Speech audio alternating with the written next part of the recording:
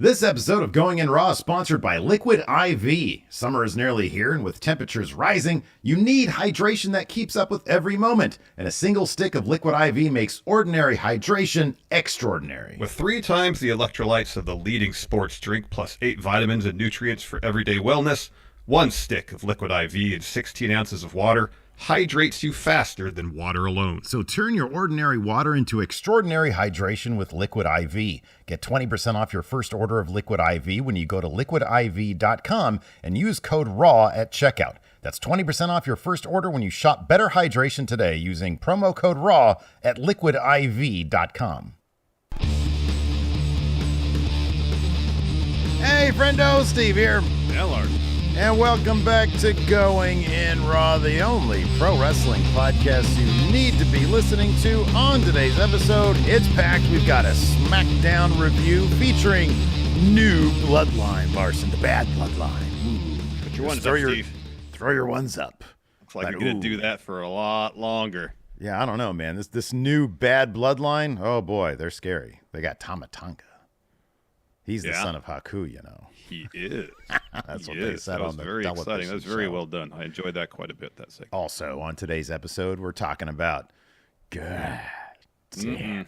Vince McMahon. He's ridding himself of the taco, of the WWE. We're going to talk about what's going on there. Also, Kenny Omega shooting from the hip on his new Twitch stream, Larson, talking about a lot of things, including Brawl Out. Whoa, I thought they signed NDAs. I thought they weren't allowed to. Well, Kenny Omega says, I don't care. The cleaner will talk about what he wants to, Larson. Well, he does say there's certain legalities about you can't talk about. But yeah, he did discuss it. These Twitch streams from Kenny are great. I mean, I haven't watched any of them, but all the clips and transcripts, interesting because he seems to be open about discussing a variety of topics. He does match ratings too. Yeah, exactly. Pretty cool. Also, Wyatt family returning to WWE. A name associated with the Wyatt family might be returning as our first clue. Actually, be like our third clue, fourth, because there was the clue in the documentary. There's been 2 clues on TV, and now this report is like clue number 4. So it seems clear we're getting the Wyatt family, Larson. Something. Well, let's go back to the Kenny Omega streams. That'll be our first topic of discussion, because on the latest one, most recent one, he talked about Brawl Out and what his current relationship to CM Punk is like. These transcripts all come to you from cage side seats. There's a lot here. We could go back and forth. First, though, he says, I thought my duty as an EVP during Brawl Out would be to enter the situation while there was chaos, de-escalate it, and create a peaceful environment for everyone. I was able to create a peaceful environment for the most important person in that altercation, and that was Larry.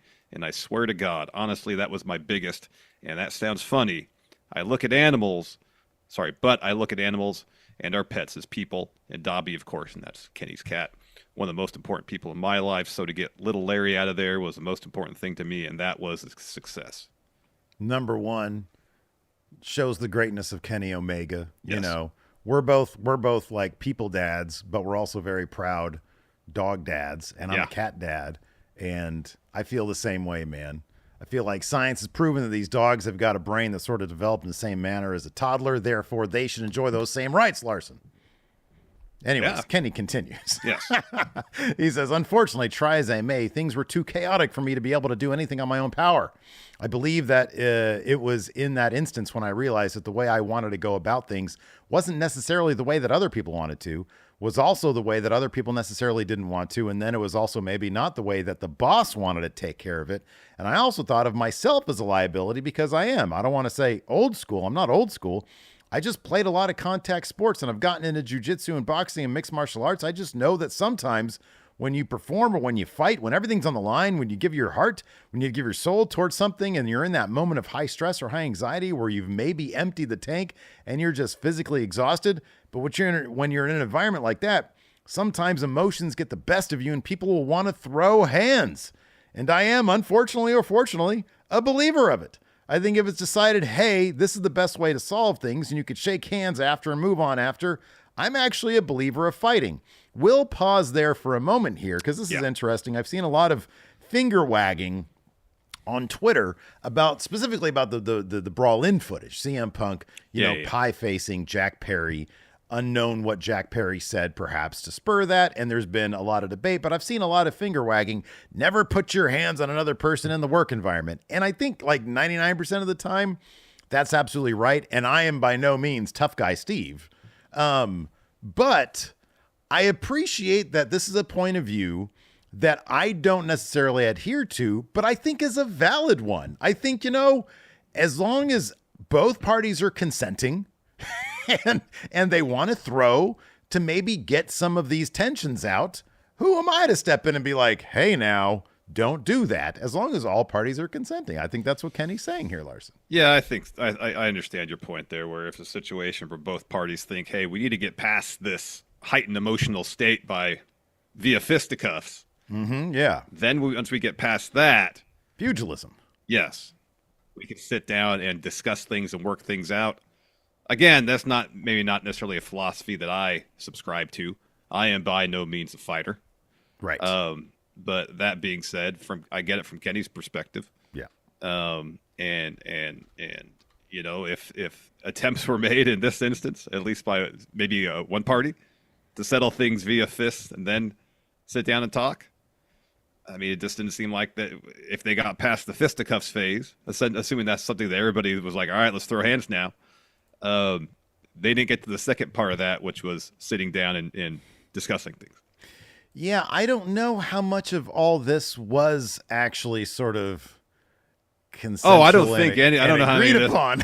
I don't think it's a situation where the elite came in the locker room and Listen, Punk, and Punk went up to, I don't know, one of the Jackson brothers or Kenny and did the old-timey duel thing and say, I demand satisfaction, Or even said, hey, it'd be a great idea if we threw hands right now. It kind of feels like it was just an explosive situation. As Kenny puts it, It was just too chaotic, but he understands, I guess, the idea that, hey, sometimes, and I'm not talking about, he's not talking about, I don't think, like if you're working at the state or the county or at a federal government facility. And your supervisor comes over and just punches you in the back of the head, obviously. Not right. Cool. Irrespective of all the TikToks I've seen of fights that have gone down at fast food restaurants, probably not the place to do it either, but wrestling is a unique situation. So maybe, just maybe, hey, throw hands. Try not to land awkwardly, because you don't want that whole, a scary, because that's manslaughter. As Brad Pitt has said in Once Upon a Time in Hollywood, if you kill a man using your fists, that's illegal. It's still manslaughter. Yeah, it is. It is. You don't want to do that. So moving on to Kenny's current relationship with CM Punk. This is what Kenny had to say. Quote, status with Punk right now? I don't know. It's just mutual respect. We reached out to each other. I can't really think of anyone I dislike or have an issue with, especially an issue with wrestling. It's not like, hey, we're good now. We were never bad. Honestly, if it weren't for a complete other factor, we would have been able to have that talk on the night of Brawl Out. There's no issue between him and I, as far as I know. I don't think there is at all. There's another thing too, guys. I don't want to seem standoffish or secretive about what happened. Yes, there's legalities and all that stuff. But even if there wasn't, I know this is going to sound weird because I've done a lot of comedy stuff in wrestling, but I'm actually not a huge fan of pulling back the curtain on stuff that doesn't need to be out in public. If, for whatever reasons, guys were to fight or whatever, it's not for the public to know. That's just for them to air out their stuff and get it out of their system. That's all I mean. Do you think there was a double meaning there vis-a-vis the Brawl In airing that footage? Oh, that could be. Yeah, reading this now, I thought that too, that maybe it was maybe Kenny's kind of sly way of saying, probably shouldn't show that footage. Yeah, I don't know if he's the kind of guy who would toss in hidden meanings, even though that's not you. There would be no subtlety there, obviously.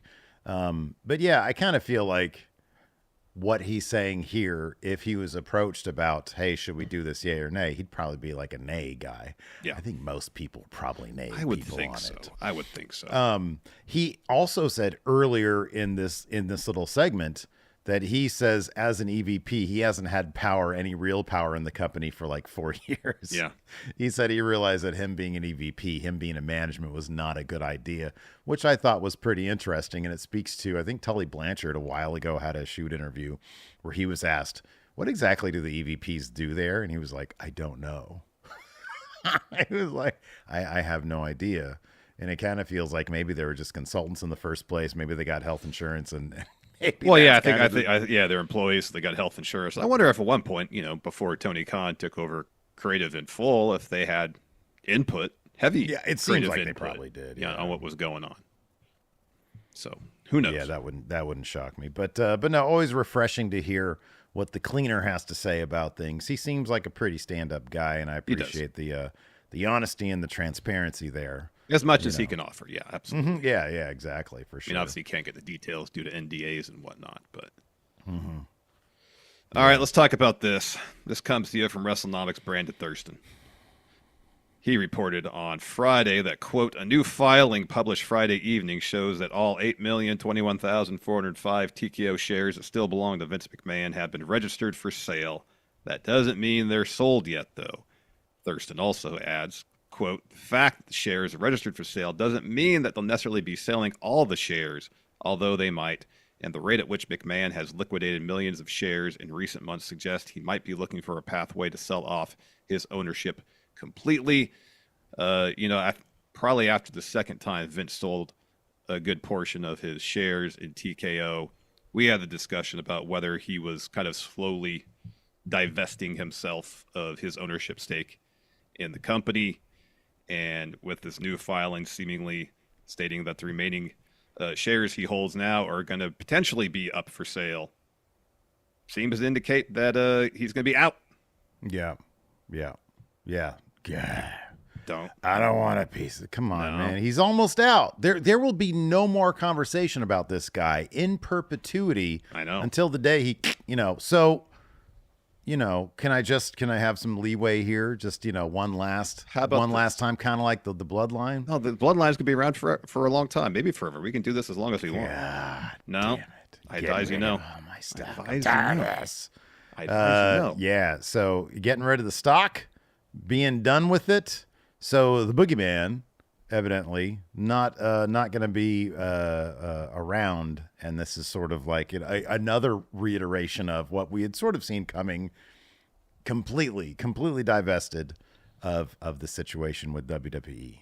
Yep. So God. No. Damn. I advise you to not do that. Nah. Say hey. God damn it. Oh my gosh. Yeah. All right. You want to talk Uncle Howdy, Steve? Where's the mask? Is the mask still on the wall back there? Yeah. Oh yeah, it's right next to my head right here. Right there. So we got another, you mentioned the third clue, I believe, about this week on SmackDown, about the possible impending return of Uncle Howdy or some other character for Bo Dallas. Was it last week? There was a glitch on Raw. I believe it said hello on SmackDown. There's another glitch and it says, you forgot about me. Mm-hmm. And we might have gotten another clue potentially that about a return of Bo Dallas and maybe former Wyatt family member potentially to join him. So on Saturday, East Coast Pro Wrestling posted on their Facebook that Eric Rowan wouldn't be able to make his scheduled date with the company due to, quote, new contractual obligations which are preventing him from making several dates, including ours. Additionally, PW Insider reports that Rowan was recently seen in Pittsburgh, Pennsylvania. Of course, that's where, either current or soon-to-be WWE superstars go to get medical done in advance of being cleared to compete. Before Edge returned at the Royal Rumble a few years back, he was spotted in Pittsburgh to get medical clearance for return. So it's possible Eric Rowan's coming back to WWE. The question I have for you, Steve. Yeah. With that, does that mean Eric Rowan imposter as well? That's what I was thinking as soon as I saw this. I was like, this finally, we might have a resolution to that awesome episode that ended 2019 SmackDown episode where, there was a Roman Reigns attacker on the loose, which I love attacker storylines. Who doesn't love a good attackers. mystery? Yeah. Right. And they're like, oh, it's Eric Rowan. But no, it was the guy who looked exactly like him sitting across from Eric Rowan. Look kind of like Eric Rowan, yeah. I wouldn't say exactly. Like if you really blur your eyes. Like if I take my contacts out, yeah. It's like, oh, I just got LASIK. Everything's cloudy. Is that Eric Rowan? No. And Daniel Bryan was there too. and this just ended on a cliffhanger. Never pick that thread up again. Never mentioned again. Seriously, God damn it. I advise you not to do that. Seriously, How about though, there's two Eric Rowan? Oh, I don't, we spoke about this, I believe, during our review of the Bray Wyatt documentary about our interest level in Bo Dallas returning with a character or a storyline that utilizes the larger, potentially Bray Wyatt mythology. Yeah. And we assume, given the current creative administration, that would be Bo Dallas involvement, it would be treated with the utmost respect. Yeah.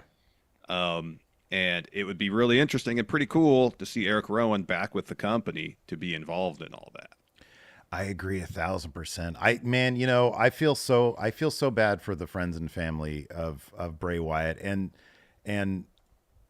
obviously for the family, it's absolutely tragic, and God, I couldn't imagine. I honestly couldn't. Mm-hmm. But a guy like Eric Rowan, who came up with the Wyatt family, to lose both Bray and Brody, John Huber, and to know that Alexa Bliss and Braun Strowman were so close to him and just had such reverence for Bray Wyatt, and to allow them under this regime. And WWE's always been high on Bo Dallas. Like back, when he was NXT champion, he showed up in the Rumble, and it seemed like they wanted to do big things with him, but Vince gets in his own way. And, this last run where he was Uncle Howdy, and they just barely scratched the surface of what that was going to be. Rob Fee still working there, one of the creative minds behind the Bray Wyatt stuff, and Triple H being a guy who, obviously would treat this with the utmost respect. This could be so good for the fans. It could be so good for the performers, to allow them to pay homage to their friend, and to do a storyline that could be really, really interesting and fun for people. I don't see any downside to this, given who is in control right now, and I'd love to see it. And it seems clear, given what we saw at the end of the documentary, where there was a tease, given that we saw 2 weeks now, plus there's the social media tease. I guess there was like a hacking situation on WWE's Twitter. Yeah. With the words like, "You forgot about us." It seems clear. And then adding Eric Rowan to this, I mean, they didn't have to, they didn't have to. He's part of the old Wyatt family. He wasn't really involved in, all the puppets and stuff, the Firefly Funhouse stuff. But to reach out to him, to bring him back, to give Bo Dallas some work, to do something, a way for Alexa Bliss to readdress a character that was probably the most interesting stuff of her career. Yeah. And to give Braun Strowman something interesting to do on his return, a new threat to the WWE. I mean, dude, there's a lot of cool stuff going on right now. I was putting together for WrestleJuice. I'm putting together a video predicting the WrestleMania 41 card, right? And one thing that I realized looking up and down the roster and factoring in something like this and Tonga, the new bloodline, they have got such a loaded roster of people that are all kind of in a position to do something interesting. You've got a guy that we've talked about, and this is sort of a random thing, a guy that we've talked about who needs like a solo run, Montez Ford, with, Bobby Lashley's faction right there. I could see them breaking off Montez and Bobby into a feud, and I think it'd be amazing. Yeah. There are so many pieces right now that have found characters and stories at such a potentially high level that it's like an embarrassment of riches. Really is. And how they're going to fit everybody in that WrestleMania is something that, like, as I'm putting this together, I'm kind of struggling with. But the idea that Uncle Howdy and his crew could then be also a big player on one of these shows is awesome. It is. It's great. It's really cool. And it's awesome for us fans, and it's awesome for the performers to get to do this and pay respect to their friend. I love to see this, man. I hope that they pull this off and it goes well, because it could be really, really fun. We know Bo's a hell of a performer in the first place. Oh, yeah. Yep, absolutely. Absolutely. Yeah, no, I couldn't agree more. We're going to talk about this breaking news from PW Insider that Rhea Ripley may be forced to vacate her title here in just a moment. But first, Larson, would you like to pay some bills? Let's do it. Let me get to the place here. Okay, I'm at the place. We're going to take a quick break here to get a word from our sponsor, Liquid IV. The weather is warming up, which means it's time to kick our semi-weekly basketball games to the next level, Larson. Yes, but as temperatures rise, it's even more important that we stay hydrated while hooping it up in a single stick. A Liquid IV makes ordinary hydration extraordinary. With 3 times the electrolytes, the leading sports drink, plus 8 vitamins and nutrients for everyday wellness, Liquid IV is my go-to before, during, and after we hit the court.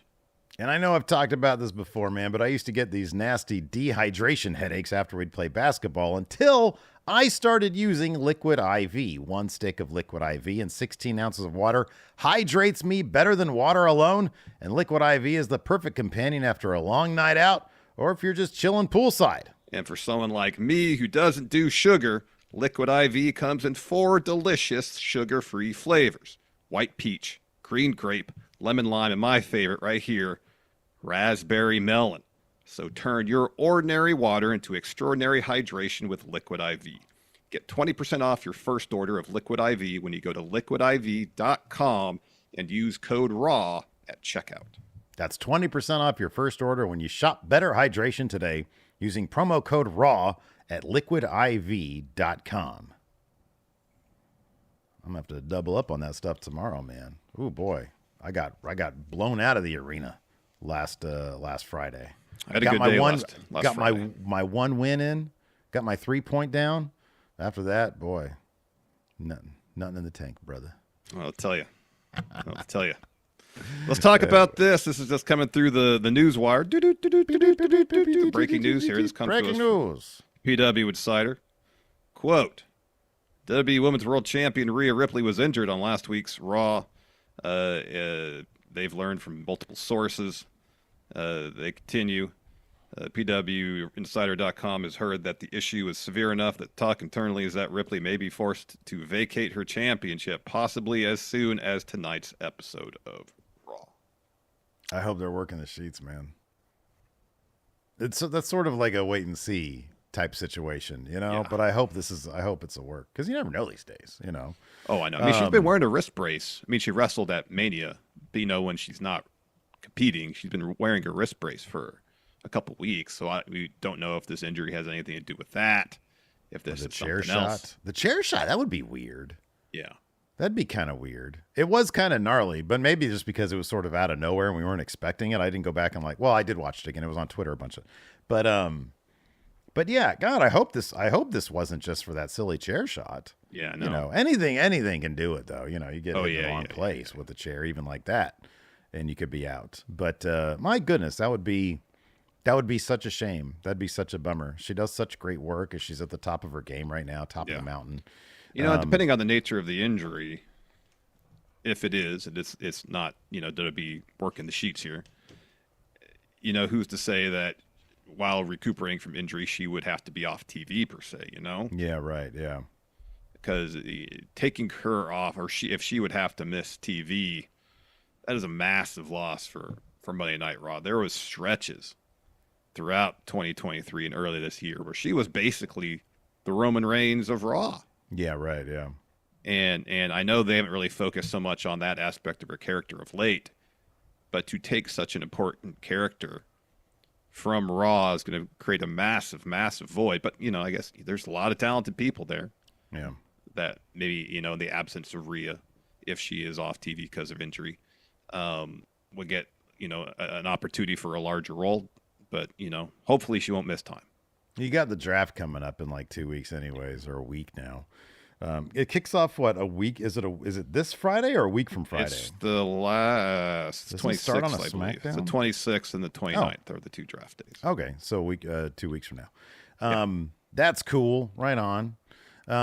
Yeah, hopefully it's not bad. Hopefully, this is not that situation. Mm-hmm. A week from Friday, Maggie says. Okay. So yeah, I mean, they can load up because SmackDown's embarrassing right now with how much, the problem with Raw is that they never really, but besides like Nia, they never really built up anybody. Well, it was Nia and Becky were the two. Becky, yeah, Becky too, but she's going to probably be taking some time off. Yeah. So yeah, you can put any number of damage control comes over to Raw and boom, Io can just pick up that title, or like an Asuka, or even Dakota Kai at this point. Dakota Kai's been built up really well. They've built up people so well over there. They really have. They really have. They did a great job, especially with that damage control story. Yeah, building everybody up. They really did. Yeah.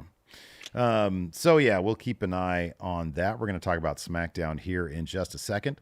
Quick shout out though to our Friendo Club setup. Dynasty's coming up this weekend.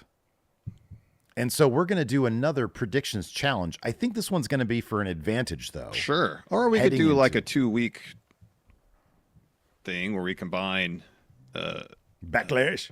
That with Backlash, because Backlash could have only 6 matches. Whereas okay, I'm down for that. I like that kind of better than the advantage thing. Dynasty is probably gonna have at least 10. So okay, no, I'm down with that. Let's do that. All right, we'll so Dynasty will kick off our latest predictions challenge, where Cruz is our current Big Blue predictions champion. I got to whip that picture up for Cruz here before Dynasty. Is going to be putting up the Big Blue predictions title at Dynasty and Backlash. And in order to participate, if you're interested in proving that yours is superior, it's very easy to do so. Get the Friendo Club setup. Patreon.com/Steven Larson. Just click on the Friendo Club setup. It's $5 a month. Or click join right here at YouTube. It's $5 a month. You also get access to bonus episodes later on today. Larson's going to put up the latest episode of Friendo Cast. If I remember to do it, yeah. We talk about, I'll bug you about it. We talk about, it's film school with Steven Larson. We're going to start like a mini film club where like maybe once a month or so, we'll dig movies out and we'll watch them and then we'll talk about them. Did you ever finish Barry Lyndon? I did finish Barry Lyndon. All right. I don't want to do that one. All right. Well, that's why I thought if you had seen the whole thing, that's what we could do. Because I think that's I watched all of Barry. I haven't seen. I watched all of Barry Lyndon, yeah. Because I think didn't I borrow your DVD? Yeah, you did. Maybe I ordered it. No, I used your DVD. My Blu-rays, yeah. It'd be fun to talk about, but I don't know if I want to send all the friendos out to watch Barry Lyndon just so they can engage in our conversation, because it's not the most interesting movie in the world. Yeah. I don't know why that dude is. What was that guy's name? The lead, Ryan something. Ryan O'Neal. Yeah. I don't know why he was a thing. I don't know either. All due respect, I think he might still be with us or not. I'm not sure. I think he might. I don't remember. Yeah, that's the thing, and he's not very memorable. The most memorable thing I've heard about that movie is that Kubrick made his own lenses so he could capture, he could film by candlelight. Yeah, I know. But, like, dude, you got to have something else with it. I know. Martin Scorsese said it's his favorite Kubrick movie. Interesting. Yeah. Organ Grinder here says, let's watch Aguirre, The Wrath of God. I'm always happy to talk about that movie. You've seen that one before, right? Yeah. Did I make you watch that in college? Because I used to watch it quite often. I think I've seen that one. Right. Is that the one? Which one's that? They're going down the Amazon? Yeah. Yeah, I've seen that. Relatively recently, too. Oh, great movie. Yeah, we'll see about that. So anyways, if you guys want to hear us talk about movies or a variety of other topics, it's all over the map, really. Check out the Friendo Cast. This is what it'll be. Since you've never seen it, it'll dovetail with this conversation, this Friendo Cast. Hitchcock's Rear Window. That's what we should watch. Maybe watch a Hitchcock movie. Yeah. Can't we watch something cool like Interstellar? The way you talk about that movie doesn't sound terribly cool. I don't like that movie. What you're saying is, can we watch something modern? You know what I prefer? I just prefer to watch something that the friendos have kind of easy access to, or it's a good chance that a lot of them seen it already. Like, we should start with No Country for Old Men. Should. It's been a while since I've seen that one. Buried him in that hard caliche. Anyways, SmackDown. Let's talk about Bad Bloodline, Steve. Put your ones up. I don't want to put my ones up for the Bad Bloodline. No, this Bloodline's still around. As long as the Bloodline's still around, put our ones up, Steve. It's not real Bloodline. It's Wolfpack. There's a tribal Bloodline. chief. There's a wise man. Oh, it's all Timu, man. It's all Wish. Put your ones up. I don't want to put my ones up. How dare you? No good. By the orders of the tribal chief. They're scary. They're super scary. I don't like them. It's great. Dude's not even really in the family. Well, I mean, they consider him family. That's not the same. I don't like that. No good. I like that there was a lot of pictures going around of Haku and Rikishi when they were a tag team. Yeah. And that was next to Solo and Tonga next to each other. I think that's cool. No, hey, look, don't get me wrong. I was advocating for Evil Bloodline because I think it's an awesome idea, and I think this is awesome. Man, a new scary Bloodline kicking out Jimmy, that's so terrifying. I love it. Just wait till they bring Jacob Fatu in. I know, even scarier. But I do love, and like we were sort of texting about this when we were each watching it on our various schedules. I do love that after going 0-34 against Cena, Solo with one angle is now infinitely scarier and infinitely more interesting. And that's a great thing in wrestling. Sometimes it just takes one killer angle and you've got yourself a new threat. Now, I don't know how far they're going to go with Solo, but if they need to make this like a big deal, keep it the A storyline. I don't know how it's going to shake out in the draft, where they're going to land or what, but I love this for him. I thought it was a killer way for Tama Tonga to debut. And if Jacob Fatu shows up this Friday, that's awesome too. And Paul Heyman being kind of just like reluctantly still there with them and like call Roman, and Solo smacks the phone away and smashes it.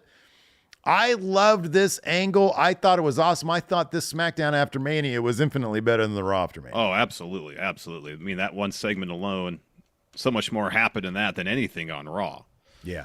There was a lot of discussion, and it's here in chat, also on social media over the weekend, about whether the final boss, The Rock, is behind this move, behind Solo pretty much elevating himself to tribal chief at this point. Yeah, man. At least on camera, and if this is pretty much The Rock's attempt to get the bloodline out from under Roman while he's away following his loss. Going into this, once they kind of pivoted, or maybe they didn't pivot, whatever. Once they went into Rock and Roman teaming up going into WrestleMania rather than them having the match, you could see, especially if they took their time telling the story, there'd be so much more dramatically to work with, as opposed to The Rock just coming up to Roman being like, I'm a huge movie star. I'm on the board of directors. I'm really the tribal chief. You're not. And then kind of fighting over the belt and also the moniker of tribal chief. Now there's more richness and complexity and drama that they can take their time now building up to that match, and it'll be infinitely more interesting. And this is a situation now where that match doesn't need the title, because now it's really personal. By the time they get to the match, it's going to feel personal. Yeah. And it's even we might be a year or two out from that match. Infinitely more interesting. I agree, and the possibilities are so much more deep. The idea, the sheer idea of when Roman comes back as a babyface, the Usos reuniting. Are they going to bring Sami Zayn into this? You know what I mean? Like, there are so many possibilities. Now this group, and it's the greatest thing in the world, because you get your bad guys, but they're wildly entertaining. Now they're on the back foot, so they're good guys. And now we're going to root for them so much. And for the Usos to reunite, oh my gosh, that's going to be absolutely huge. But you got to take your time to get there. And the different directions you can go in are vast. You said it doesn't need the title at the end of the day, and you're absolutely right. But I do think that there are some intriguing ideas or some intriguing pathways to get to. Maybe it'd be more interesting if the title was on the line. You know what I mean? It's entirely possible if somehow The Rock gets his hands on the title and babyface Roman beats him for it. Yeah. That could be something else, man. That could be huge, really something else. Yeah. And how Cody factors into all that. I think that there are so many interesting routes and there's so many twists and turns along the way. This final boss character now sort of occupying that tribal chief character where he might be a presence, he might be a thing if that is a reveal that does take place. If we get any hints that that's going to be the situation, man, it's going to be pretty interesting, man. I think there's a lot of story potential there. There's a lot of people talking about the potential fourth man for good guy bloodline to be Sami Zayn, given his history with the bloodline, honorary Uce and all. What if Seth Rollins is the fourth member? Dude, yeah. Because I feel like that's an important story they need to hit with Roman upon his return, is healing that wound. Yeah, I agree. Caused by Seth breaking up the Shield. Yeah. I mean, that reunion right there, them hugging in the middle of the ring would just explode. There's like a variety of situations here that will absolutely explode whatever arena they happen to be in. And that's just that, man, I can't wait to see it all. And I have no idea where it's going to go. And like the fantasy booking is going to be off the charts, because we could talk about a million different scenarios. Oh, absolutely. I like during this, at least the rebirth of Bloodline as a heel faction with Solo as the leader, that Heyman's caught in between. Obviously, his loyalty's still with Roman at this juncture, but Solo made it pretty clear, seemingly, that Heyman's still the wise man, at least for now. Yeah. There was also that report that I forget where it came out of, but The Rock's got that People's Champion title. Yeah, that's a title that could be defended. That's a title that he could put up, and that could be kind of like the title version of the Ulafala. So I don't know. There's like a bunch of different ways they can go with this, and it's kind of exciting to see how it all plays out. But I loved this angle. I was trying my damnedest, because I didn't watch it live. I was trying my damnedest to like not spoil it for myself online. But every time, it's like, okay, I'll stay off Twitter. Let me go to Instagram. Oh shit, it's there. Yeah. But it really was. It really was a hell of an angle when I finally saw it play out. Yeah, it was really good. Yeah, I was at Target, I think, and I was looking at my phone. I was like, what is this? Oh, this is interesting. Yeah. It was a great showing for Solo, because for so long he's been so one-dimensional and really hasn't been doing much of interest. And to see him now being pushed in the 4, coming off as super scary and legit, even though he hasn't won a match in forever. It just took one segment for it all to turn around. Yeah, for sure. For him, my perception of him. So now they need to book this new bloodline as dominant. They need to start winning, and winning a lot. Yeah. And you bring Jacob Fatu in, and with Solo and Tama Tonga, that's pretty awesome. That's big time. And they need to run roughshod over SmackDown if they stay there, or Raw, wherever they go. Yeah. They need to be the dominant force on whatever program they're on. Yeah. Until the return of Roman, until the Usos reunite, and if they start adding more people to this whole thing, it could be pretty awesome. Yeah, absolutely. Otherwise, on SmackDown, we had these 2 triple threat matches determine Cody's first opponent. One would assume at Backlash. So next week, LA Knight. Yeah. It's going to take on AJ Styles. AJ surely is going to win that, probably via cheating. And we're going to get AJ Styles versus Cody at Backlash for that undisputed WWE champion. They already changed the name of the title. Can they just drop the undisputed? Yeah, that's the one. That's actually the aspect of the name that probably should have been dropped. Yeah, not the universal. It's the undisputed part. Because there's another world champion. Therefore, it is very much in dispute who the top champion is. Yeah, right, exactly. Yeah. By calling one undisputed, you're saying this is the A title. Yeah. The other one's secondary. I never liked the universal thing anyways, Like, I don't know, call it something else. But yeah, no, they dropped the tag. It's just WWE. Now it's undisputed WWE champion. Hopefully they drop the undisputed part of it too. What do you think of Cody's promo to kick things off? I mean, it was fine. It was all right. It was just kind of like, hey, who's going to be my next opponent? Well, I like seeing him, puff his chest out a little bit. Yeah, hey, I won this thing finally. I did this thing. So he took a little bit of a victory lap. He did. I thought that was good. Getting back to AJ Styles, who will clearly win on Friday. I think it's a good first opponent for him. I hope they take it to a couple different pay-per-views though, or at least a couple different matches, because AJ's kind of a big deal, and he's going to beat LA Knight. And I think he's a good foil for Cody Rhodes. Sad AJ versus happy Cody. I like that. I hope they find some way, and I don't know how you accomplish this. Find some way to make it more interesting than Shinsuke Cody. Yes. Like, we know AJ's not going to win, but do your damnedest to make me think that he could, Yeah. you know? Because Yes. otherwise, like, I don't know, it's just sort of, it turns into a formality. It's like, okay, what am I here for? Am I here for the match? Are you to do something interesting with the story? You know, what is going to be, at least make the journey there as entertaining as possible. And they tried to do that, I feel like, with Shinsuke, but it also got kind of redundant. Yeah. With AJ, you got to mine some of this for entertainment value, because we all know how this is going to end up. Yeah, absolutely. I mean, apparently AJ did wrestle Dusty at one point for the NWA title, so probably early mid-aughts. Yeah. I would imagine. So that's something they could reference. Yeah. To add some dimension and weight to it beyond AJ's number one contender. I'm going to wrestle you, Cody, and take the title. Needs to be more to it, Yeah. Do something. Do some vignettes. I like the LA Night stuff. He went to his house, and the cops came out. Yeah. Do something like that. I don't know. Do it at a Del Taco or something, But Cody's sitting there trying to enjoy You know what they should do? What?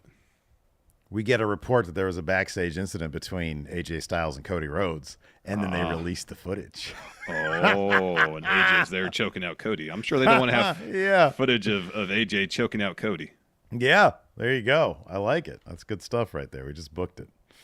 Anyways, we can go ahead and dive into it. It kicked off with that Cody Rhodes promo. I'm not going to say all this because it's a lot, but he did reference his wife when he says, this past Monday, I was out here doing some talking and I was interrupted by The Rock. And as his music hit and he strolled out here, I was thinking about somebody I know, somebody who happens to be from Detroit. And what would they say? And I think it went a little something like this. Who the hell told you tonight was open mic night, bitch? Which, of course, Brandy shot at Jade back in AEW. Yeah. He says, I don't know what's gotten into me. He says, I can tell you when The Rock was in here, the air got a little colder. The mood changed. He placed an item in my hand, and I instantly knew what it was. It was a wartime overture, if you will, something that I had gifted to The Rock. So it seems like it was the watch. Could be, yeah. Yeah. He says it was uncomfortable. It was awkward, but I believe The Rock when he said he was going off to Hollywood, and I believed him even more that when he said he'd be coming back here and he'd be looking for me. You don't have to look very far. I'll be standing right here, but that's in the rear view. We got to look forward. He puts over Backlash and the competitors that could potentially he could be taken on. He referenced that him and AJ were two of the only four men who were ever NWA champion and WWE champion. Talks about Bobby Lashley and Kevin Owens. He says, they're friends who happen to be wrestlers, but Kevin thinks he's better than me. Bell to bell. There's only one way to find out if that's true. He says, and then he puts himself over. He says, my name's Cody Rhodes. Once undesirable, become undeniable. Now you're undisputed WWE champion. So, yay, Cody. Good job. Now let's get to what's next. Yep. And it's going to be interesting to see how they keep Cody interesting and not. It worked when he was chasing the title. Now, how do you take that energy and momentum from the chase after he's won and continued building an interesting character and telling interesting stories? He's got to always be on the back foot. He's got to be on the back foot. Adversity, that's the key. Yep. So then we get Bailey. She's arriving at the arena. Also, LWO arrive. And then Jimmy, Solo, Heyman, they're walking backstage. Now they're approaching what would normally be their locker room. Probably like the top locker room in the facility. Except now there's a placard for Cody on the door. It's Cody's locker room. So Kevin Owens walks past them, enters, and says, "You're not invited. There's a broom closet over there, though." So he closes the door, and Solo says, "I'm going to take care of him, and I'm going to take care of this." And Heyman says to him, "You listen to me, please, Solo. Winning and losing matters here. There are consequences to losing. We lost. That's the champ's locker room, and Cody Rhodes is the champ. If we want our locker room back, the title has to come back home to the bloodline, and that's by order of the tribal chief." Yeah. Yeah. Ooh, didn't sit right with Solo. So, after that, we had our first match of two of these little mini tournaments for Cody's number one contender. LA Knight, Yeah. versus Bob Lashley versus Santos Escobar. And then it says, shows earlier in the day, Santos was being interviewed by Kayla. It says he always has a plan. Kayla says, "Hey, so you guys totally attacked Dragon Lee, right?" And he was like, "We had nothing to do with it."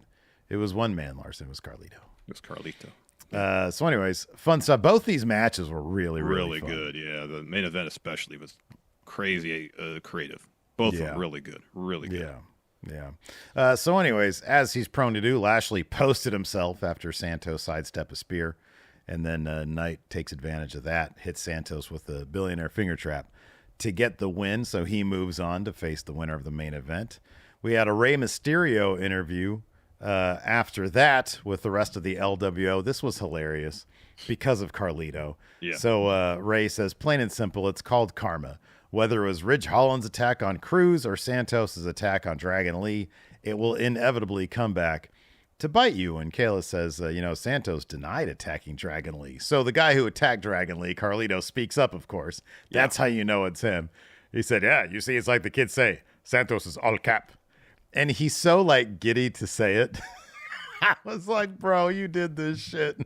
Oh, absolutely. So Ray says, let's keep it real. Santos ought to realize that the truth will eventually surface no matter how much you twist it. But tonight, my focus on AJ Styles and Kevin Owens. I've accomplished many things over the past couple of years. My induction into the Hall of Fame, forming the LWO. But deep down inside, I truly believe that Rey Mysterio has another run as WWE champion. It's not starting tonight, though, Ray. Sorry to tell you. Yeah, sorry, Ray. Sorry, buddy. Then we get the Bloodline. They come to the ring, and Heyman starts. Says, ladies and gentlemen, my name is Paul Heyman. Tonight, by orders of the Tribal Chief, the Bloodline offers no excuses about what happened at WrestleMania. We don't blame John Cena. We don't blame The Undertaker. We don't even blame Jey Uso. Ladies and gentlemen, accountability is a very big word on this island of relevancy, and your Tribal Chief, Roman Reigns, has ordered that we accept accountability. At WrestleMania 39, what happened? Roman Reigns entered the ring focused, strategic, unemotional. Cody Rhodes took his eye off the ball for just 1 second. He was distracted by Solo. Admittedly, that's Cody Rhodes' fault for not preparing for Solo to distract him. And what happened? Just like that, your Tribal Chief took advantage and successfully defended his title. At WrestleMania 40, Cody Rhodes flipped the script on Roman Reigns. What? What did Seth Rollins say? Seth Rollins is a visionary. He told the truth. Seth Rollins told Cody, I will be your shield. The one piece of unfinished business in Roman Reigns' life. So when Roman Reigns had a chair in his hand at WrestleMania 40, he could have smashed Cody Rhodes with it. He didn't. Why? Because after 10 years of waiting for revenge on Seth Rollins and waiting on revenge of that betrayal in and of the Shield, Roman Reigns gave in to temptation. Roman Reigns was distracted by his lust for revenge on Seth Rollins. He took his eye off the ball. Cody Rhodes was prepared. Cody was strategic. Cody was focused. Cody was ready. And like that, it was over. Ladies and gentlemen, your new undisputed champion is Cody Rhodes, but like a phoenix rising from the ashes, you're a Tribal Chief, and then Solo steps up to Heyman. Yeah. And he's like, losing and winning matters, right? So there's consequences to losing, right? So that means consequences needs change. And so Heyman starts pleading with Solo, but he pushes past him and steps to Jimmy. Solo gives him a hug, and he says, you're my brother. I love you. And Jimmy's looking for a handshake as Solo walks away. And then out from behind, Tonga attacks Jimmy, beats the hell out of him. Paul Heyman just watches shocked. Solo stops the attack, tells Tama to pick Jimmy up, hits him with a series of Samoan spikes. Tama puts up a 1. Solo steps to Heyman, who cowers in the corner. Solo leads Heyman to the center of the ring and raises his 1. Heyman tries to call Roman, but Solo grabs the phone, stomps on it, and he tells Tonga to get a chair, so Tama brings it to the ring. Solo puts it around Jimmy's neck, says, I love you. And then Heyman's like, no! And Solo hits him with a hip attack on the chair. And he's like, this is not what the Tribal Chief wants. Wrong, Heyman. There's a new Tribal Chief in town. His name is Solo Sikoa. That is correct. The other guy's on a treadmill, posting pictures on Instagram. Yep. Then we got a really quick match. Cameron Grimes versus Braun Breaker. They changed Braun's theme for the worse. So, yeah, I got a big beef with this, man. I was just getting used to his theme. I hear his theme, and I'm like, oh, all right, it's Braun. Cool, let's get hype. This guy has been around for 3 years now. Yeah. Almost 3 years. And, this is one of those generic, this is like a My Career call-up. He just shows up, generic theme, Def Rebel sucks. And, he has a match against poor Cameron Grimes. Be Def Rebel too. Yeah, I know. Yeah. By the time he finished his run in NXT last week, he had tons of personality. I know. And then he's just blank slate guy. I know. just showing up. Hey, everybody, I'm Braun Breaker. And I'm going to beat Cameron Grimes, who's like, sadly, there ain't a lot of jobbers left in WWE. Oh, no. Cameron Grimes, top of that list, though. That guy is super jobber, and it's weird. I know. Like, he's got tons of charisma. He's a funny guy. Boy, he's not even a depth guy. There's not a lot of jobbers. No. Mainly they're depth guys. Like most of Judgment Day is depth guys. JD's a jobber. Yeah. But like mainly they're depth guys. Not a lot of jobbers. Cameron Grimes is like king jobber. Yeah. And he got the jobber treatment here with Braun Breaker. And yeah, just that. It's just, hey, this guy, he runs the rope. That's his gimmick now. Guy who runs the ropes really fast. I know. They'll find something for him. They should. They got to bring Baron back up and have him do the Wolf Dogs on main roster, then have him feud. I would love that, man. I just wonder if they're like, we have to establish we're not going to go the Austin Theory route with him, where now he's got to be in a tag team. We're going to try to build him up, I guess, from the ground. I mean, it's not like, I'm sorry, but it's not like he did anything too compelling in NXT. Like the Wolf Dogs is a lot of fun. And I get it, and it's good, and it shows personality. But they never really did anything all that interesting with him. Oh, I know. And I don't know what you do with him. You know what I mean? Like, it's all about finding a story. And like, even with Austin Theory, it's like, what do you do with him? And now he's with Grayson Waller. He's building a relationship, and you can use that relationship for stories down the line. Yeah. And then you're just, the guy, and you just got to be in good stories. But with Braun, you got to get him there. And maybe Wolf Dogs is that. It probably should be. Yeah, I mean, there's already a way for them to showcase his personality opposite somebody, and they have a chemistry that's been established. Yeah.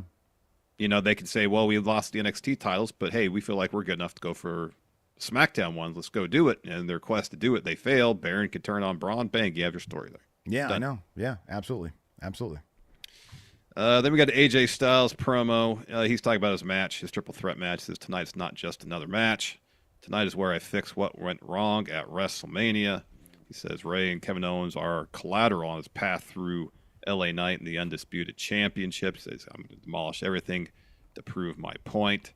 This isn't personal. It's necessary.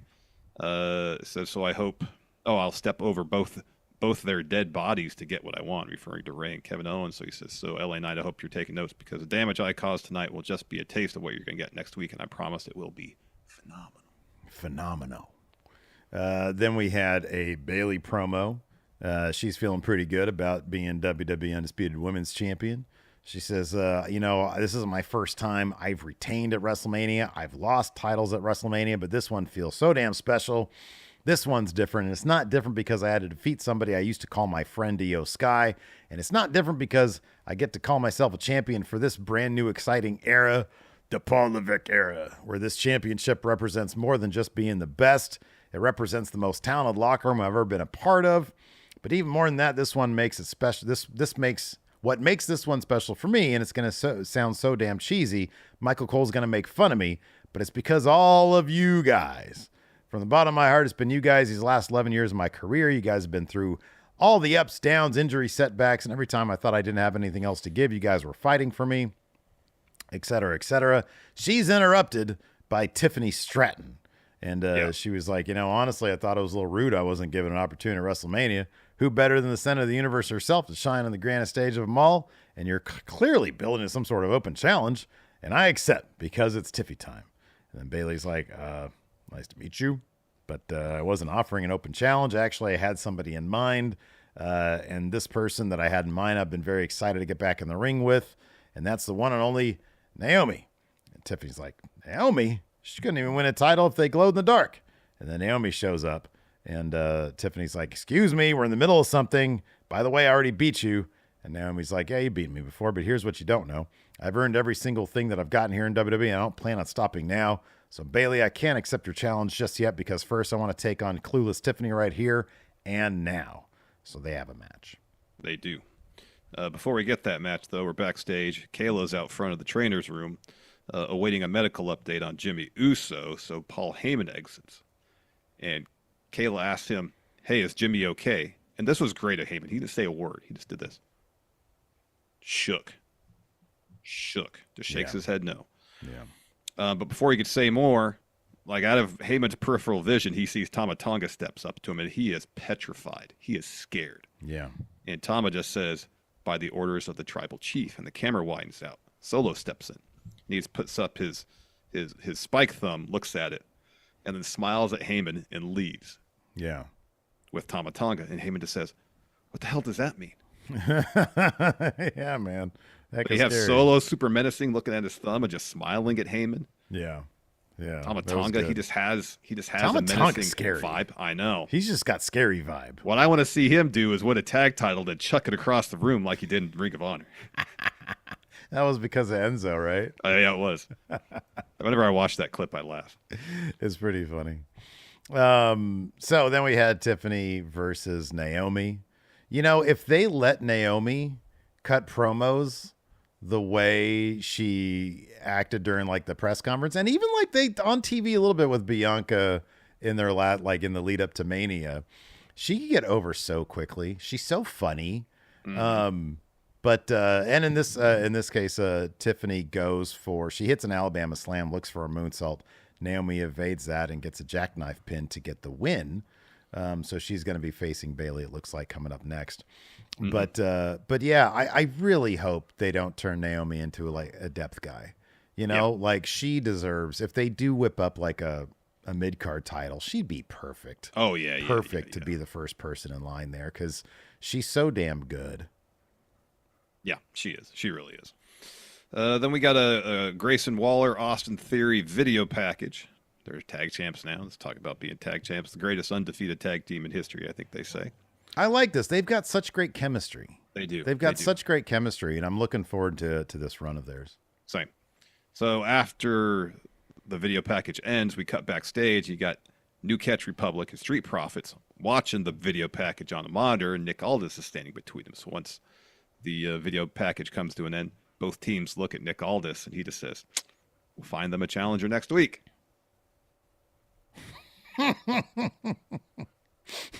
Yeah, they got a lot of work to do with especially New Catch Republic. Yeah, like they got to get some more vignettes in like the coffee house, or they got to do what they did for British Strong Styles, have them in their suits. Yeah, they got to go Peaky Blinders with them. Like, what the hell? Come on. They do. They totally do. Yeah. Then we got a WrestleMania recap package, and then Logan Paul dropped the promo from balcony. Oh, this was at cool. A hotel or at his house or whatever. I don't know. So he says, "Hey, what's up, WWE Universe? Are you mad? I hope so. I'd be mad too if I were you, because the outsider just walked in and beat two legends at WrestleMania. Well, one legend. Kevin Owens is kind of a thug. But hey, Randy Orton, who's the real legend killer now? I walked in the champ. I exited the champ. Like I said, what'd you expect? It was the biggest WrestleMania ever. That's not a surprise to me. I was a part of it. Every event I've been a part of has been the biggest event WWE has ever had. Is that a coincidence? Nah. Do the math.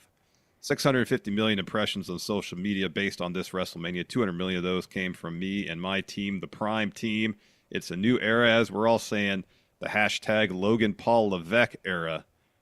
Not into that, Steve. That's too much. Out. Yeah. That's too big of a hashtag. It is.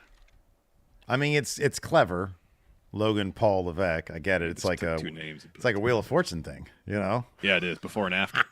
Before and after. That'd be the category, yeah. Logan Paul Levesque. How good are you at Wheel of Fortune?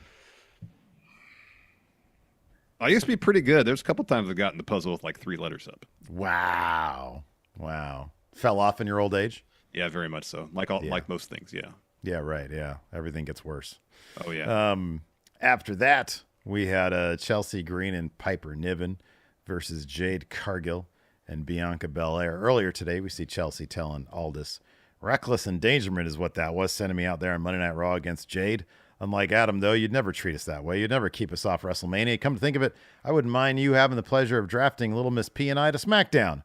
Piper's like, "Listen, we're ready for an opportunity to show what we could do together." And Aldis like, "And I can see that. You know what? Let me see if I could find you some opponents tonight." And then it's Bianca and Jade, And then once again, Jade hits Chelsea, finishes the match by hitting Chelsea with a kick and a Jaded to get the win here. Yep. So Chelsea can't seem to get away from Jade Cargill. Nope.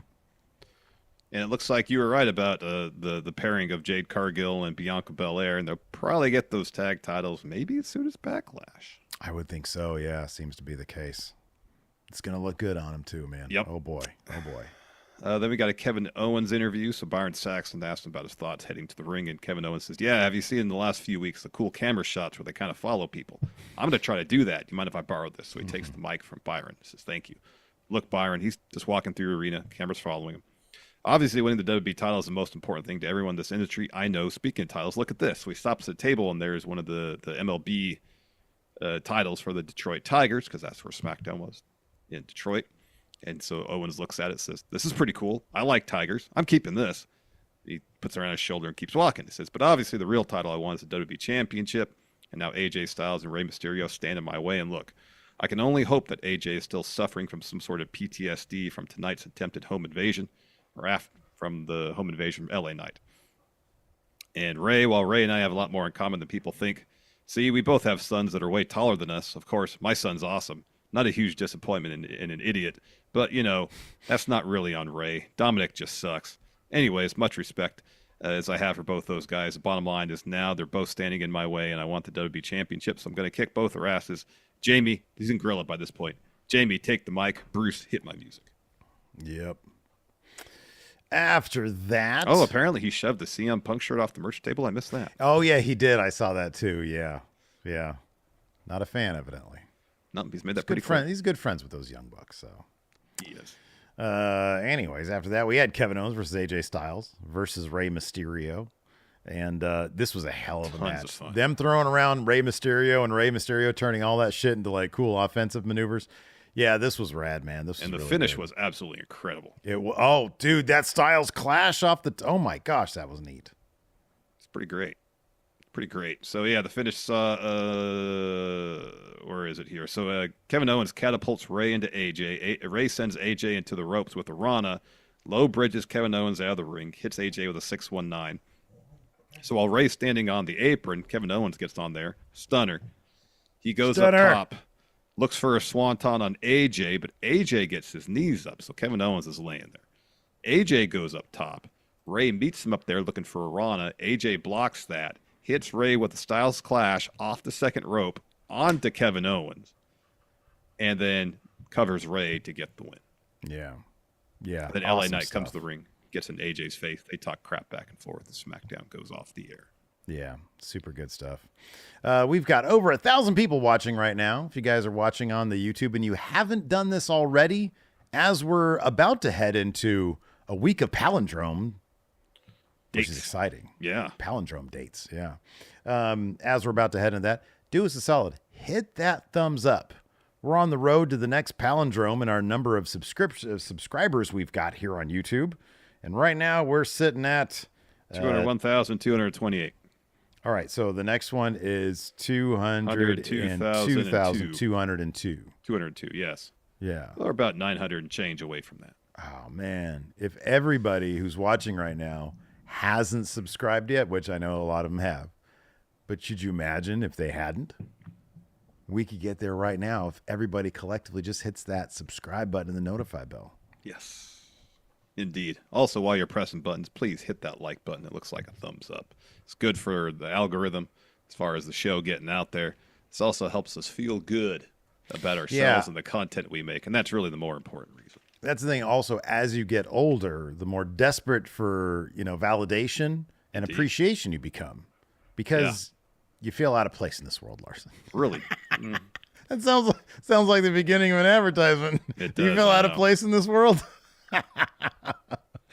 Try some cocaine. Oh, my goodness. Oh, my gosh. You can't know. We're not advertising that. This guy named Bill down the corner paid us $1,000.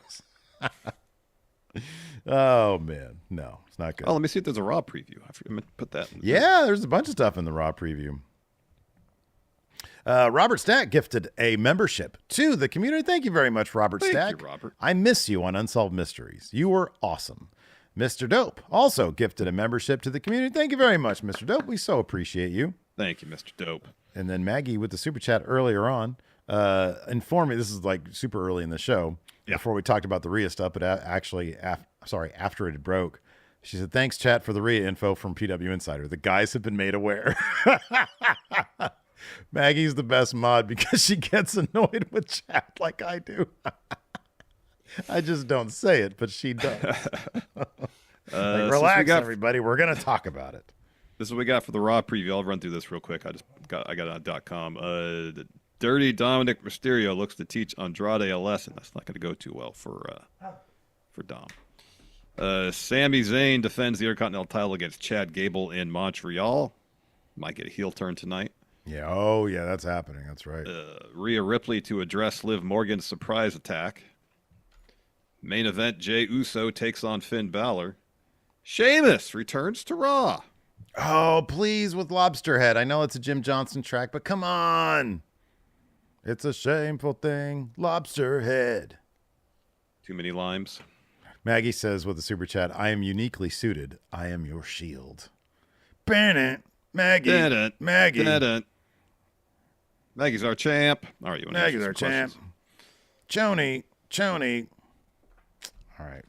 Let's answer some questions. Timor here has a good one. What do you think you could handle 24 straight hours of hearing? Jey Uso and his yeet? Or LA Knight and his yeah? I'd be driven insane either way. I think it'd be LA Knight and his yeah. For me, probably the yeet. Interesting. I do find that hilarious. Yeah, he's still yeet. LA Knight saying yeah still makes me smile. Still. Yeah. Oh yeah. Yeah, for sure. Mr. Lesnar here is in our chat. Says, where is Hitman Bret Horse? Is he safe? Is he all right? I mean, hey, if people want to hear from Bret the Hitman, what is it, Bret the Hitman Horse? I can bring him. No, that's not necessary. We don't need to do that. Maybe, you know what? On Wednesday on our NXT review. All right, maybe there. You know, we had a big audience for that. If you guys want us to keep those NXT reviews, you better be here on Wednesday for our NXT review. And, of course, this coming weekend, Dynasty, AEW's latest pay-per-view spectacular. Indeed. We're going to be watching it. We are. And we're going to be having the cameras on so you can watch us watch it. Yeah, you can watch along with us. Yes, all that. Right. Cameron Bordalazzo says, would you rather have Jacob Fatu team with new Bloodline or old Bloodline? I feel like having him and Solo on the same side is kind of redundant. No, Jacob Fatu's got to side with Solo because they're even more scary at that point. Yeah, that's a scary Bloodline. That's what it is. Yeah, scary Bloodline. It's got to be scary Bloodline. Mm-hmm. Let's see here. Sorry, Cameron does specify that Jacob can do a lot more than Solo in the ring. Kelmiko says, oh, wow. Dope says, if we don't show up Thursday, will AEW review be canceled? If you don't show up Thursday, no, that remains. Yeah. Yeah. In perpetuity. Yeah, we got to do that one. I don't care if there's like only 5 people that watch one, just because Mr. Dope wants to start a petition to have it canceled, it will stay. All right. Kelmiko wants to know how we feel about the new weekly stage. I kind of feel like it's going to change depending on capacity or how many people they can fit in the arena, right? Yeah, I like it. I hope they keep it. I want everything to go back to like 1984. Steve wants the giant letters out there that spell Raw on the stage. No, I want to go back even further. No music. No entry. No music. Just a tunnel. Like, yeah, you just see them walking there. It's kind of awkward. Commentary is talking about it. They do the interviews down there, like near the apron. Yeah. Yeah. One hard cam. Yeah. That's you don't cut. No cuts. No cuts. One hard cam. No cuts. Yeah. Rye Gillen here asks, how long do you think Roman's hiatus is going to be? I think conventional wisdom is SummerSlam season, but do you think it's possible it's even longer? It's entirely possible. Wait, what's the question? How long is Roman going to be out? You think he'd be at the Saudi show? Maybe. That's coming up. That's what, end of May? Mm-hmm. Who would he face? Well, I don't know because they got the King and Queen of the Ring. They might rely on those on the tournaments to kind of Yeah, it's true. really sell that show. He comes back. He's like, I've always wanted to win King of the Ring. Maybe. What? I mean, he smashed up Xavier Woods' crown. Yeah, that's a good point. He could fight Goldberg. No, they already had that match. Hulk Hogan versus Roman Reigns. You just had to think about if Hulk Hogan was alive. No, I didn't. I know he's alive. Wait, is he even alive? Oh, yeah, he is alive. That's right. Yeah, because it's a Saudi Arabia show. It's always weird shit like that, you know? Yeah, I don't know. It's like you have Hogan do the entrance, and then like, oh, the lights cut out, and then like he's in the ring, but it's like, wait, is that even him? Yeah. Who do they hire? It's like, you know. It's the dude they got from the reenactments of Dark Side of the Ring. Exactly, yeah. Yeah. Phantom Pile Driver says, what would you change about the WB draft to make it more exciting? Keepers. Yeah, treat it like, I don't know how they're going to do the NXT thing because they're like, oh, main roster people. Why isn't NXT going to draft Becky Lynch and Seth Rollins? Yeah. You know, like here's my thing. I don't need it to be more exciting. I need it to make sense. Yes. I need to know, like, what is NXT around for? Like, what are they eligible for? What can they do? You know? Yeah. Like, is it going to be, because in the past they've done 3 picks for Raw for every 2 picks of SmackDown. Are they going to put 1 pick for NXT in between all that too? Right, yeah. Or does NXT get 2 picks because it's a 2-hour program just like SmackDown? Can we not have, so who is this mentioned? Gabriel says we need more Gable Steveson. Can we not do things like we're going to draft, Raw is going to draft some like iShow speed? You know, like, okay, this guy's never going to be in the company. That's not going to happen. Don't do publicity stunts. Yeah. You know who used to do that? God. No. Damn it. I advise you not to do that. It'd be interesting, too, if they could say, hey, you two are eligible to be keepers. Just have matches determine something regarding the draft. Oh, that's cool. Like, hey, you two really want to stay on SmackDown. Guess what? Winner gets to stay on SmackDown. Wow. Oh, I like the that. other one's That's draft good. eligible. Not to say you can't return to SmackDown, but you're not guaranteed. Yeah. Like Seth Rollins on Raw just makes sense because it's Monday Night Rollins. Well, yeah, right. You're in a It was match weird with. when he was on SmackDown. Yeah. It was. So you're in a match against Nakamura, and whoever wins gets to remain is guaranteed to remain on Raw. You're one of the keepers. Yeah. There you go. I'm cool with that. How about this? Like Pierce gets his captain, like you get like Raw, like 2 like wrestlers be captains, and that's how they draft. There you go. You know. But then NXT's captain is just really bad at drafting, so they just stick with NXT people. They just draft all NXT people. Yeah. This is a good question from DJ McMaster. If WWE can only do one more Rock match, considering both his age and schedule, do you think they'll do Rock versus Roman or Rock versus Cody? Rock really seems to want Cody. Like, I hate to say it, but I kind of feel like it would be Rock Cody.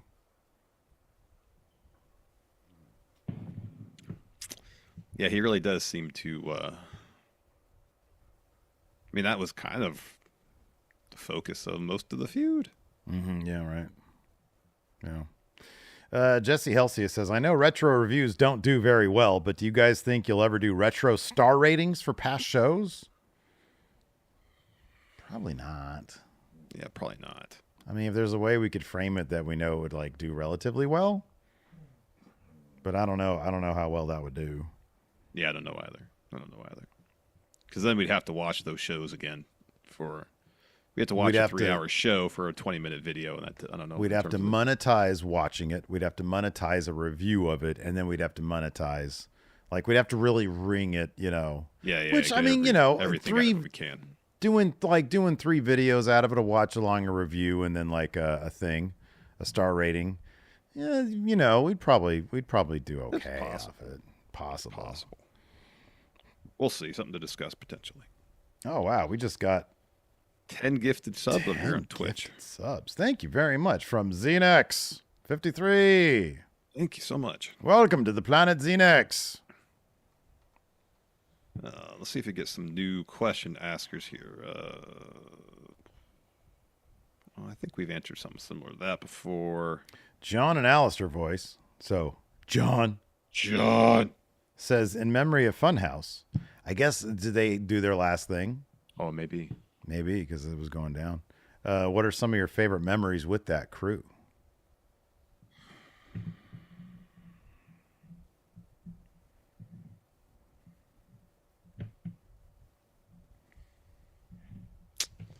I'll just say, generally speaking, when we would visit Machinima back in the day, we'd always like go hide out with Inside Gaming before they were Funhouse. Yeah. We never visited while they were Funhouse. No. But yeah, they were always so cool and so nice, really polite. So yeah, it was always fun. It was always sit down on the couch in their office. Yeah. Yeah, there was a fun crew to hang out with. Yeah. Hopefully they all find the places to move on and whatnot. Yes. Let's see here. Andre Zimpel here asked, does Solo have any room to talk about how losing has consequences? He hasn't won a single match since his win over John Cena. We don't worry about that. Yeah, we don't worry about that. We don't worry about that. Let's see here. It sort of talked about that a little bit. Cream Reviews. I love that name. Says, how do you feel about Heyman as a face? Does face Roman return to save his wise man? That could be the situation. Wise man is in dire straits. Yeah. Roman Reigns shows up to help him out. Let me ask you a question. Okay. We've seen Heyman with multiple phones before, like the one for The Rock and the one for Roman. Yeah. And now that Solo busted up his Roman phone, does he not have Roman's number on any other device? I've always sort of been curious as to what the logic was behind that. The multiple phones, I know. Very, very odd. Like a phone per contact? Is that what I'm to believe? What type of phone? Because I think the one for Roman and Rock are both iPhones. Yeah. What brand of phone would he now have for Solo?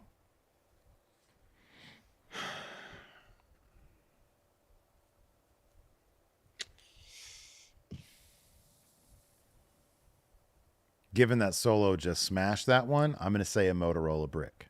Yeah. He should get the one that he had at the Hall of Fame. The one he said he busted over Sting's head. Yeah. Right. There you go. That's good. Nikyle says, this all plays out till November. Could we see the two Bloodline factions face off inside War Games? Maybe. I think that's a distinct possibility. I absolutely think that's a possibility. Yes, I think that'd be amazing.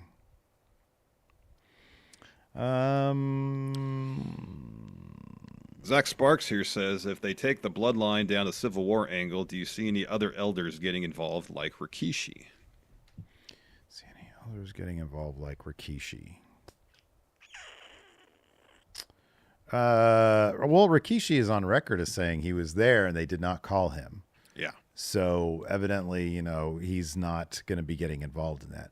Do you think that maybe is the deal like WWE? And I think this is probably more would have been like a Vince thing as opposed to a Triple H thing. But when people see Rikishi, they just want to do the dance. That could be. And they're like, oh, he's that guy. I think that he could show up and be a serious guy. Yeah. I think that'd be the case. Yeah, Maggie says they're iPhones, so maybe he doesn't call on a phone network, but over Wi-Fi with exclusive Apple IDs for each phone. That could be. Maybe. Oh, wow. Forgotten Media says Solo gets the Nokia N-Gage. Oh, that's good. Oh, that is good. Samuel says, with NXT being in the draft, do you guys reckon one big name will be sent down there? You and I need to do. That's one of the videos we should do today. Are you coming over for the thing? I can, yeah. After I get Friendo cast up, yeah. We should do NXT. Well, I got a couple ideas for draft videos we can do today. All right. One of them should be like power ranking people who are going to go from main roster back to NXT. Like, what do you think? Just as a preview of that, who's the biggest name that's probably going to end up, or that could end up in NXT? I mean, we saw him on there last week. Does possibility Final Testament end up there? Do you think they're the biggest name that could end up there? I mean, I don't think any obvious main eventers are going to be in. Right, yeah. NXT. Like Sheamus isn't going to go there. No. Nakamura.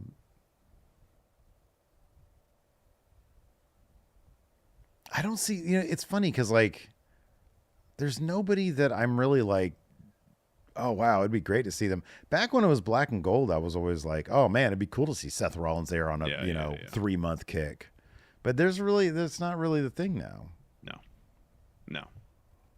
Yeah, so I don't know. Apollo Crews. Steve Klain here says, what would you call Solo's new faction? Oh, bad bloodline. Yeah, bad bloodline. Bloodline Wolfpack. Well, we power in a couple names here. Wolfpack Bloodline. Good. Or is it Hollywood Bloodline? I feel it. Well, if it's Rock in charge, if he's the puppet master, then it's definitely Hollywood Bloodline. Yeah, it could be Hollywood. Yeah, that's true. Bloodline War Dogs. Good. Bloodline.